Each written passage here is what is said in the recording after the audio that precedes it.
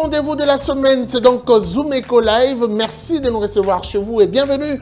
Ce nouveau numéro qui va devoir réunir toutes les rubriques au rendez-vous comme d'habitude. Pour le compte des chiffres clés, nous parlerons de l'exécution des dépenses sur les actions humanitaires. Le dossier reviendra bien sûr sur cette information.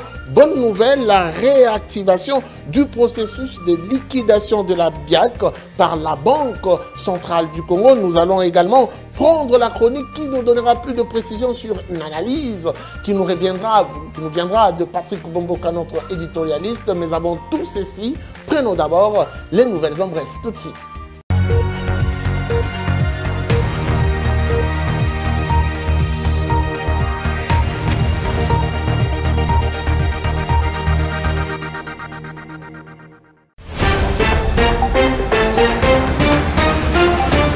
Ces nouvelles en bref avec le processus de liquidation de la Banque internationale pour l'Afrique au Congo BIAC qui est de nouveau réactivé. Le Conseil d'État a pris une nouvelle décision en date du 18 mai 2021 annulant celle du 3 mai 2020 qui suspendait la liquidation forcée de la BIAC. Dans un communiqué publié ce 20 mai 2021, la Banque centrale du Congo BCC a estimé que la nouvelle décision du Conseil d'État a l'avantage de réactiver le processus de liquidation qui était suspendu depuis l'année dernière. La visite de cet ancien président sud-africain qui va devoir rencontrer ce mardi 25 mai 2021 à Kinshasa le président Félix-Antoine Tshisekedi Tshilombo. Le prédécesseur de Jacob Zuma est en visite à Kinshasa pour parler notamment des questions économiques. Nous y reviendrons avec plus de détails. Parlons ensuite de la Fédération des entreprises du Congo FEC qui a obtenu la suspension de l'effet de l'ordonnance loi numéro 18/002 portant Code des accises promulguée le 13 mars 2018 par le président de la République. La Direction générale des douanes et accises éprouve certaines difficultés dans la lutte contre la fraude en matière d'accises à l'importation et pour cause la non-application du système de traçabilité du droit accises, un projet mis en place en partenariat avec la société SICPA dans le but de lutter contre la fraude en matière accises à l'importation et à la production locale en vue de mobiliser davantage les recettes de l'État. Et pour finir, parlons cette fois-ci avec les bilans de l'éruption du volcan Nyiragongo à Goma au nord Kivu qui s'alourdit. Selon la cellule de communication de la présidence, le nombre de décès enregistrés à ce jour est passé de 15 à 31 personnes, dont la majorité est composée de personnes calcinées par la lave et asphyxiées par la fumée gazeuse. D'après la même source, environ 20 corps dûment identifiés seront remis à leurs familles respectives ce mardi 25 mai 2021 pour enterrement.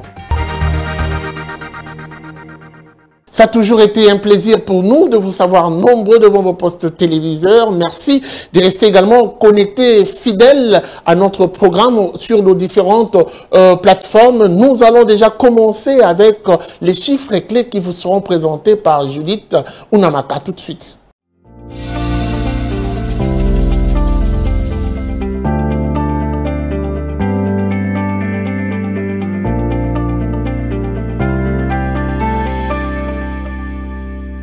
Il est temps de parler des chiffres clés et c'est avec vous, Judith Unamaka. Bienvenue. Merci. Qu'est-ce que vous nous ramenez aujourd'hui? Aujourd'hui, il sera question de l'exécution des dépenses en faveur des actions humanitaires à fin avril 2021. Mais avant tout, parlons du cours de change, où la Banque centrale fixe son taux officiel à 1988 francs congolais.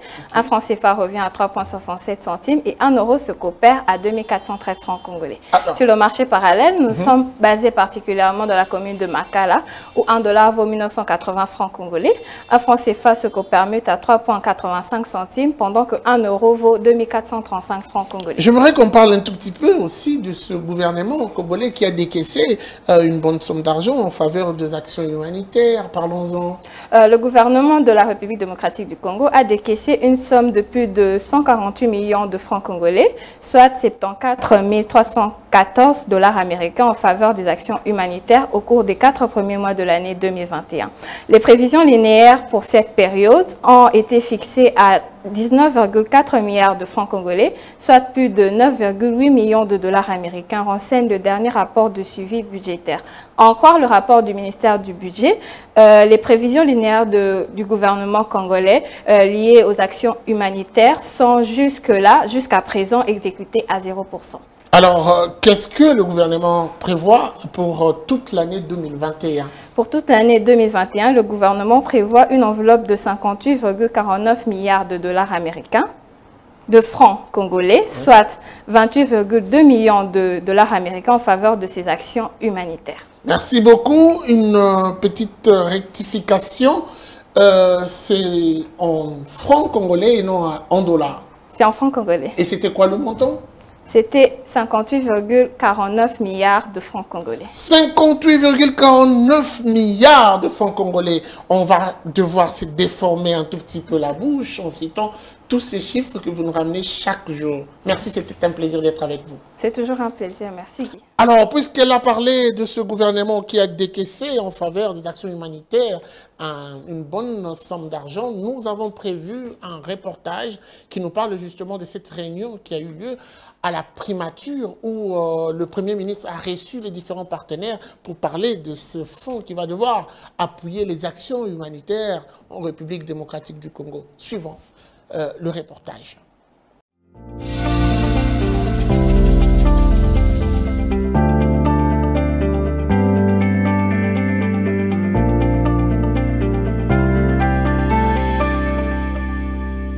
Je suis venu avec une équipe de notre équipe humanitaire du pays ce soir pour une rencontre très importante avec son Excellence, le Premier ministre et son cabinet. En tant que coordinateur humanitaire, nous sommes venus pour évaluer ensemble avec le gouvernement les besoins humanitaires à la suite de l'éruption du volcan Nyiragongo à Goma et les effets que l'éruption a eu pour la population à Goma. Nous avons parlé aussi comme des besoins prioritaires pour l'abri, assainissement, aussi pour les populations déplacées et aussi pour la destruction des écoles. Tous les besoins qu'ont la population là-bas. On a parlé aussi comme de la nécessité de restaurer comme les liens entre la ville de Goma et Rutshuru parce que la lave a bloqué la route et la nourriture ne peut pas arriver dans la ville. On a parlé aussi comme des besoins de la population pour l'assainissement, le danger d'avoir une flambée de choléra qui existe dans la zone. Alors, plusieurs choses. Pour nous, la communauté humanitaire, une priorité maintenant, c'est la réouverture de l'aéroport de Goma pour que nous puissions livrer l'assistance de Kinshasa à Goma.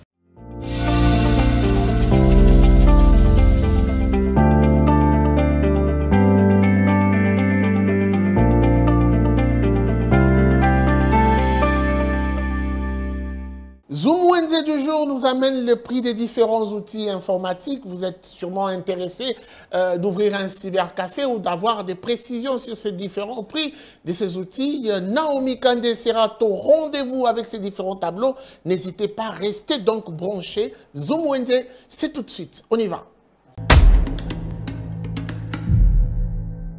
Bienvenue à tous. Voulez-vous créer votre entreprise des consommables informatiques? Le marché d'aujourd'hui vous présente le prix des différents outils d'informatique. Sans plus tarder, Zoom Wednesday, c'est parti. Débutons notre marché avec une enveloppe A4 qui coûte 500 francs. Un paquet revient à 10 000 francs. Une enveloppe A3 se vend à 700 francs. Une pièce d'enveloppe A5 revient à 300 francs. 10 000 francs pour le paquet. Une rame de papier duplicateur se vend à 9 000 francs. Une pièce de farde coûte 500 francs. Pour ceux qui veulent se procurer une grande quantité, 35 $ pour 400 pièces. Une pièce de papier couché A3 se vend à 500 francs. Une pièce de papier couché A4 se vend à 300 francs. Vous aurez besoin des étuis ou un étui en bouton se vend à 700 francs. Un étui transparent qui coûte 200 francs. Un pot d'encre correcteur coûte 1000 francs. Une reliure se vend à 300 francs et 500 francs, tout en dépendant de la dimension. 300 francs pour le zanou. Une pièce de papier Bristol A3 se vend à 300 francs. La grande quantité à 16 000 francs. A4 de papier Bristol à 100 francs. 8 000 francs pour le paquet. Vous aurez besoin de marqueurs qui coûtent 500 francs la pièce. 4 000 francs tout un paquet avec 10 pièces. Un surligneur coûte 1000 francs. Un perforateur se vend à 13 000 francs. Un paquet d'attache revient à 1000 francs. Rangez vos papiers avec un classeur qui coûte 3500 francs. Pour le machine, un scanner se vend à 50 $. Une machine à plastification coûte 60 $. Une photocopieuse revient à 200 $. Clôturons notre marché avec une imprimante professionnelle noir et blanc à 300 $. Merci de nous avoir suivis et retrouvons-nous dans un prochain numéro. Le dossier du jour parlera de la réactivation du processus de liquidation de la BIAC par la Banque centrale du Congo et Judith Topiombo sera au rendez-vous pour nous donner plus de précisions, mais également rappeler la petite histoire. Tout de suite.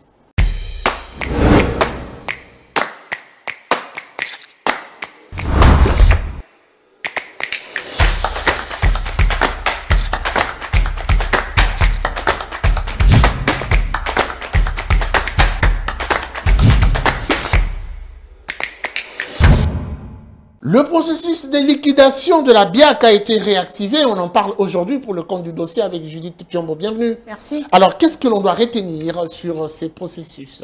Pour la petite histoire, comme nous le savons tous, la Banque intercontinentale pour l'Afrique au Congo a connu sa fermeture depuis 2016. Et ça a entraîné plusieurs victimes, entre autres les anciens agents de cette banque qui se sont retrouvés soudainement sans emploi, mais aussi sans décompte final. Mis à part eux, il y a aussi les anciens épargnants de cette banque qui se plaignaient de ne pas pouvoir retirer leur argent. D'ailleurs, jusqu'à présent, ils se plaignent toujours. Alors, la Banque centrale du Congo avait pris une décision de pouvoir liquider la BIAC mais l'année dernière, mais le Conseil d'État avait refusé, s'y était opposé et a demandé à ce que la démarche soit suspendue. Et d'ailleurs, à ce fait, nous vous avons ramené un reportage qui rappelle les faits, qui s'est déroulé en ce moment-là, et on va le suivre bientôt. Alors, il y a eu des plaintes, il y a eu de pleurs, même de gens qui ont perdu toutes leurs petites économies, des revendications. Je sais, je me rappelle de quelques personnes qui ont été victimes de cette frappe qui est venue comme de patates chaudes balancer sur le visage. On va quand même suivre un reportage qui rappelle un peu le temps et on reviendra pour plus de commentaires. On y va. Aujourd'hui, la voix que vous entendez est le porte-parole, le porte-étendard d'un millier de voix d'anciens agents de la BIAC. Monsieur le Président de la République, par une matinée d'octobre 2020, il nous a été sèchement signifié que nous n'avions plus de travail et que notre employeur avait fermé. Et depuis ce jour, nous n'avons pas de revenus. Depuis ce jour, nous n'avons plus de ressources. Depuis ce jour, nous ne valons plus rien. Monsieur le Président, nous faisons partie de la catégorie des citoyens honnêtes de ce pays. De cette catégorie qui a payé correctement ses impôts. Et ces impôts qui ont contribué à financer les infrastructures et même le paiement de nos dirigeants. Monsieur le Président de la République, nos seules revendications sont d'ordre social. Nous n'avons pas autre chose à demander. Nous ne commandons pas le poste de qui que ce soit. Nous voulons juste que nos droits qui sont bafoués aujourd'hui soient reconnus demain. Monsieur le Président de la République, nous n'avons que 4 revendications. Première revendication, la résiliation du contrat de travail en bonne et due forme et la remise par notre ancien employeur de l'attestation de fin de service. Deuxième revendication, le paiement de nos arriérés de salaire qui sont présents sur les comptes des agents. Troisième revendication, le paiement du décompte final.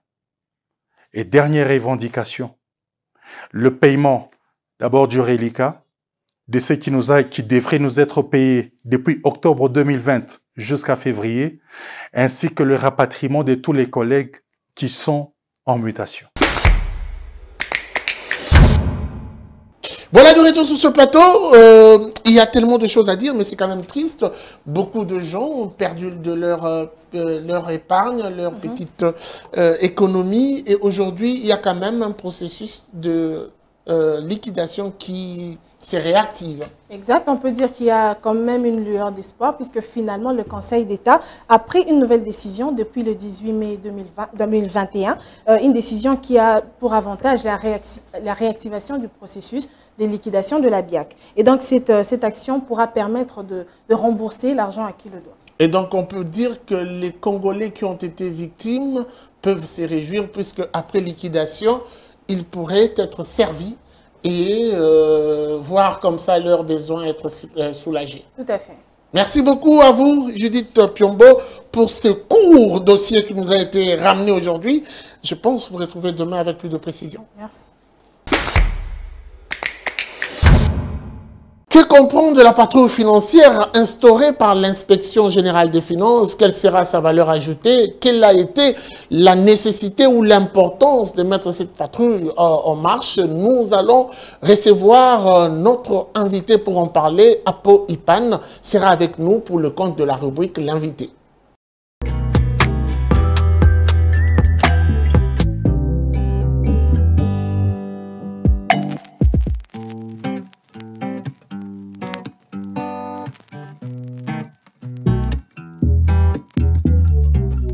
L'Inspection générale des finances vient de mettre en place une stratégie efficace pour traquer les mafieux et combattre le détournement des capitaux. On parle bien sûr de la patrouille financière, mais on aimerait savoir aujourd'hui comment est-ce que cette patrouille sera opérationnelle sur le terrain. Qui seront les acteurs principaux de cette patrouille? Comment est-ce que l'IGF, l'Inspection générale des finances, va-t-elle procéder pour réussir plutôt cette traque? On en parle avec notre régulier fidèle invité, Apo Ipan. Bienvenue.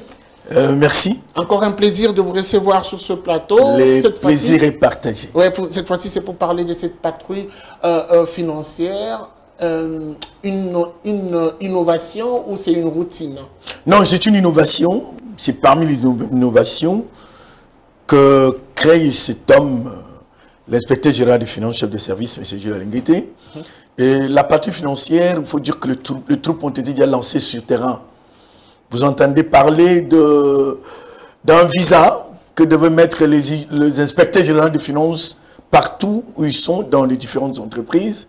Ça veut tout simplement dire qu'aujourd'hui, pour toute dépense, soit à la banque centrale, soit dans une entreprise, ou ça soit dans un établissement public, il doit avoir le visa des inspecteurs. En fait, la patrouille financière, qu'est-ce que ça veut dire?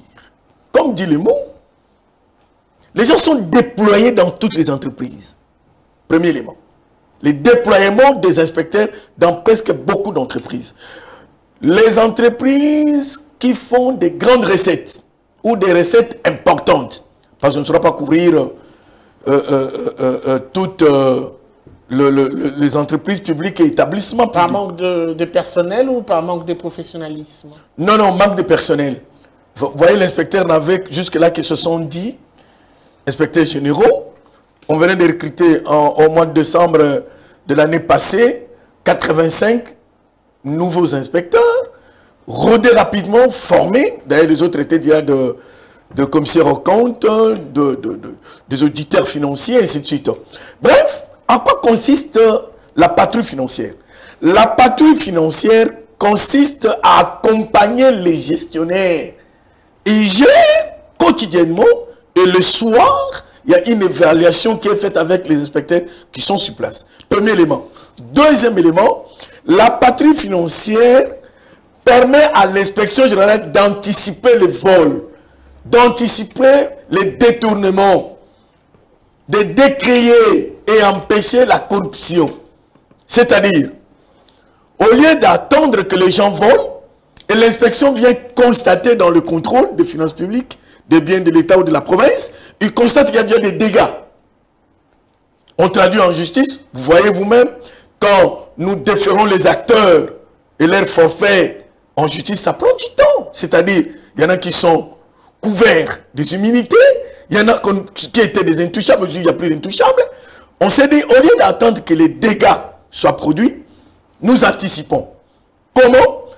On accompagne les gestionnaires il gère, nous on veille. Et le soir, on évalue. Alors, ma question rentre dans l'ordonnance portant fonctionnement de l'inspection générale des finances. Est-ce que ces attributions étaient prévues au départ? Attention, lorsque un gestionnaire arrive, il peut créer des méthodes de travail.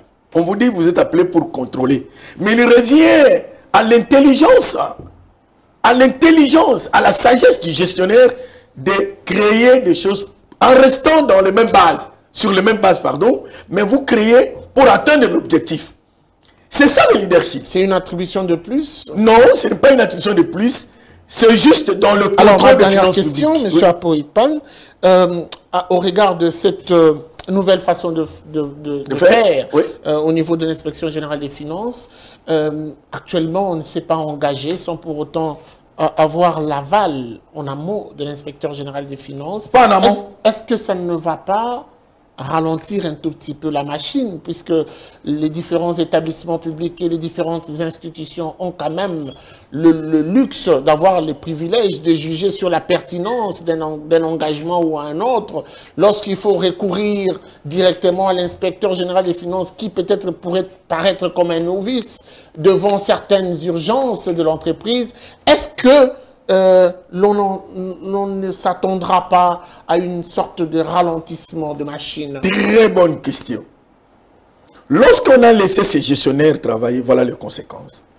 Ce que nous déplorons tous, ça a amené les pays là où il est. Je ne suis pas venu pour parler de ça. L'inspection ne travaille pas à la place des gestionnaires. Non. Les gestionnaires gèrent comme d'habitude. Ils respectent le mécanisme mis en place. Premier élément. Deuxième élément, ils engagent leur entreprise. Parce que votre question est focalisée sur les dépenses. Ils peuvent engager une dépense quelconque. Mais avant l'exécution, voilà pourquoi je dis que ce n'est pas en amont. Non, c'est en amont d'ailleurs, ce n'est pas en aval. Tu as raison. Avant de dépenser, les inspecteurs doivent jeter un coup d'œil. Est-ce que ceci est conforme? Et quelle en est l'opportunité? Par rapport à la gestion, quelle opportunité vous pousse à payer cette bagatelle somme?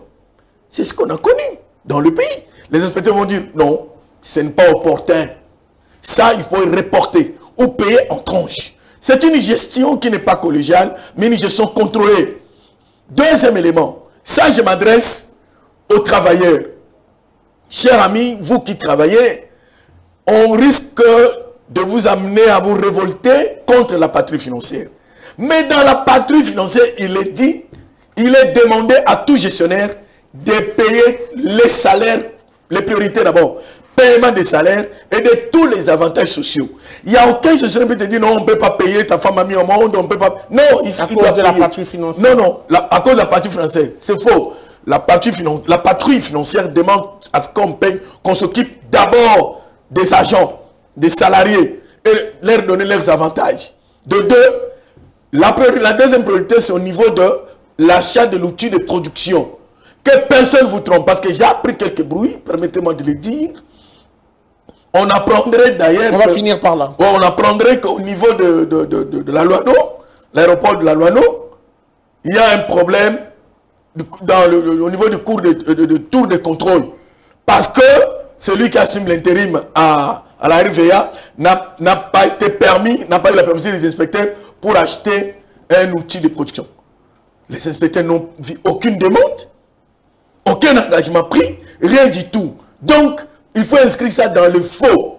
L'outil de production, les salaires et avantages sociaux sont de prioritaires, sauf peut-être pour les factures à honorer.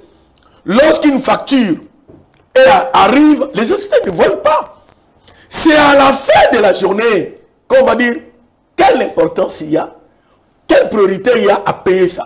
Si on trouve que c'est justifié, on le paye. Merci. Vous savez que je vais dénoncer quelque chose, cher ami. Rapidement, on n'a qu'une minute. Merci, je termine par là. Oui.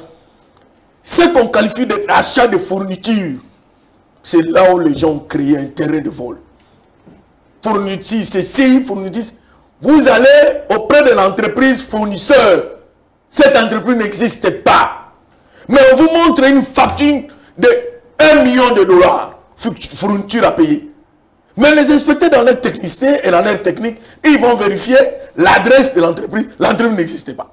Vous allez dans une entreprise et ne produit pas ce dont on a fourni. Merci beaucoup. Voilà pourquoi on est en train d'aider le pays. Merci. Les conséquences sont là. Il y a évolution, amélioration de recettes délicates. Merci beaucoup. À nous, vous remercier. Monsieur Apo, pour votre disponibilité.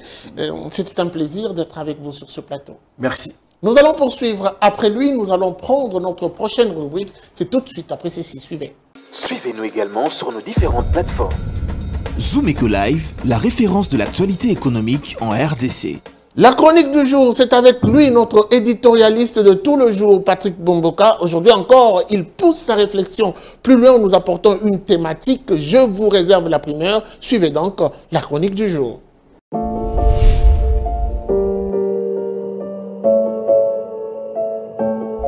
Bonjour.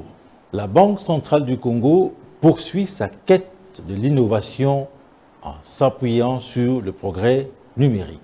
Dans cette optique, les banques commerciales sont désormais connectées au switch monétique interbancaire du Congo, SMIC, un projet qui est mis en œuvre depuis 2015. Il s'agit d'une plateforme commune de paiement électronique pour toutes les banques commerciales et les tierces parties. Mais en réalité, quelles peuvent être les retombées de ces switches pour les clients?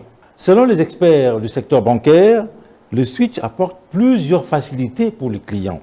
En effet, les banques commerciales font régulièrement 2 opérations, que ce soit en francs congolais ou en devises étrangères, en l'occurrence en dollars américains. Mais comment les opérations se faisaient avant l'arrivée du switch monétique?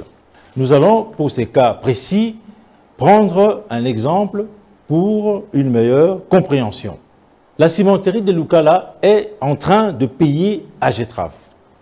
Quand ils vont s'adresser à leur banque commerciale pour dire « faites un virement de 20 000 $ américains à AGETRAF », ce qui se passe, c'est que cette banque commerciale est obligée de faire un transfert international à travers une banque de correspondance. En l'occurrence, pour ce qui concerne la République démocratique du Congo, c'est la banque Citibank. Comme elle est partout dans le monde, elle est capable de payer partout également. Ainsi, Citibank va débiter son compte à l'extérieur pour payer AGETRAF. Voilà une situation qui ressemble à un chemin détourné pour les clients. Alors, qu'est-ce qui se passe-t-il avec le switch monétique depuis qu'il est installé?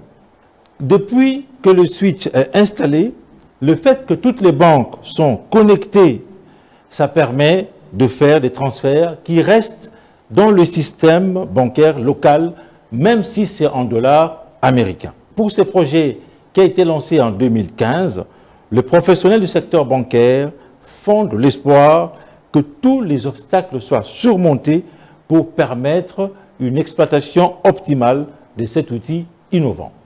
Merci de nous avoir suivis.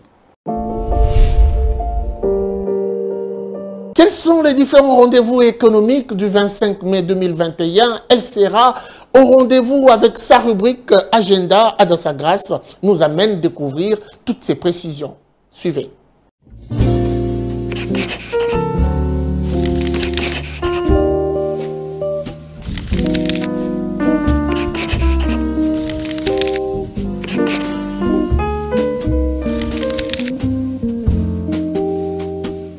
Bienvenue à l'agenda. Voici le rendez-vous du jour. Target SRL prépare une nouvelle session de formation pratique sur l'échantillonnage. Elle débutera le jeudi 27 mai et prendra fin le 28 mai 2021. Signalant que cette formation ne sera pas gratuite, le droit de participation se fixe à 120 $. Autre rendez-vous, pris avec Meetup des agripreneurs, qui à son tour organise un événement qui est dénommé Pourquoi bâtir un écosystème agribusiness congolais? L'activité aura lieu à Kinshasa ce vendredi 28 mai 2021 au numéro 130B, avenue Kwango dans la commune de la Gombe. Pour finir, parlons à présent d'une conférence qu'organise le collectif des entrepreneurs indépendants Réseau Vainqueur. Cette conférence des affaires se tiendra le 28 mai 2021 à partir des 13 h à Kinshasa, aura pour thème Entreprendre autrement. Merci de nous avoir suivis. Au revoir. La Derbouiradiz à Kinshasa nous amène dans la commune de Selembao. Une vendeuse a accepté de nous ouvrir ses portes. Oui, article 15, ça sera avec elle aujourd'hui. Qui pouvait croire que la vente de Choukwang pouvait faire vivre à Kinshasa?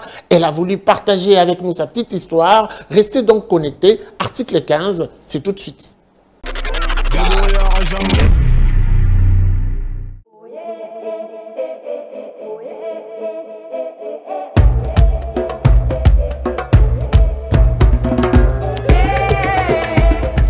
Maman Régine, na teka kwanga na wenze ya Selembao na boum.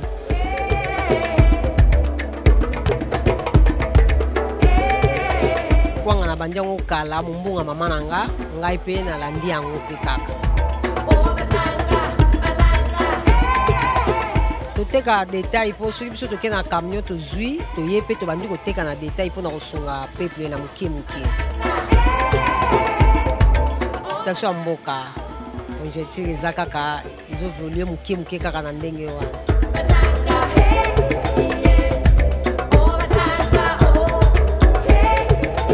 Eloko ndezo sa biso passe pour biloko ndenge zo mata biso ba bénéfice tikali siko malonga te. Fali to somba na ndenge moko ya prix assez biso pe tozo te kozo mo ke tozo zwa oye ko sunga biso pe na libota.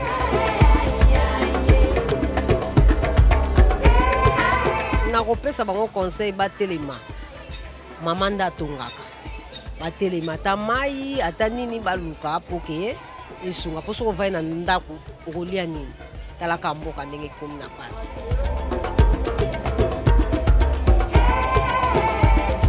Osengaka na gouvernement salaka effort kaka nzamba sunga kaka mibali bazwa misala po biso pe tosunga mamalamu.